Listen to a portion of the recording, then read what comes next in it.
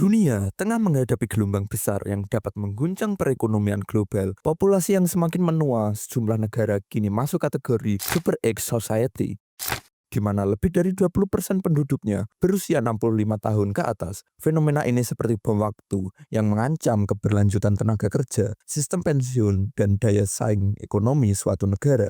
Rata-rata dunia sendiri masih berada di angka 10,4%, yang berarti negara-negara dalam daftar ini memiliki populasi lansia lebih dari 2 kali lipat rata-rata global. Kita ambil contoh Monaco menjadi negara dengan populasi lansia tertinggi di dunia, dengan 36% penduduknya berusia di atas 65 tahun. Ini disebabkan oleh statusnya sebagai surga pajak yang menarik banyak miliarder dengan angka harapan hidup tinggi.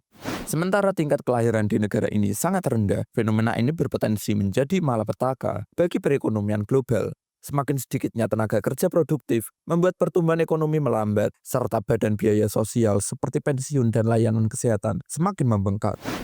Sebagai contoh, Amerika Serikat menghadapi defisit dana pensiun sebesar 1,34 triliun US dollar. Negara-negara dengan populasi menua cepat harus mencari cara untuk menutup celah fiskal yang semakin besar. Tanpa reformasi yang tepat, beban ini akan jatuh ke generasi muda yang semakin sedikit jumlahnya.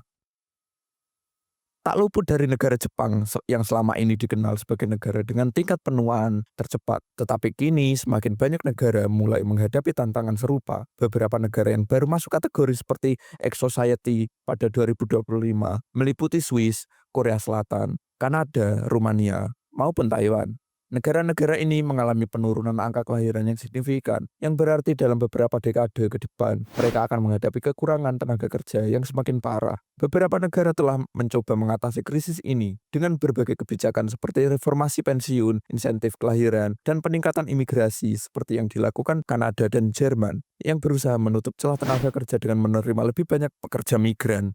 Namun kebijakan ini tidak selalu berhasil. Di Korea Selatan, insentif kelahiran besar-besaran tidak berhasil mencegah tingkat kelahiran jatuh ke rekor terendah. Banyak pasangan muda menunda atau bahkan tidak ingin memiliki anak, atau biasa disebut child free, karena biaya hidup yang semakin mahal dan ketidakpastian ekonomi. Dengan semakin banyak negara masuk kategori Super Age Society, dunia menghadapi tantangan besar dalam beberapa dekade ke depan. Jika banyak negara yang tidak segera beradaptasi dengan solusi konkret, dampaknya bisa lebih luas dari sekedar kekurangan tenaga kerja. Pertumbuhan ekonomi global bisa melambat, sistem kesehatan dan pensiun bisa kolaps, dan kesenjangan generasi semakin melebar.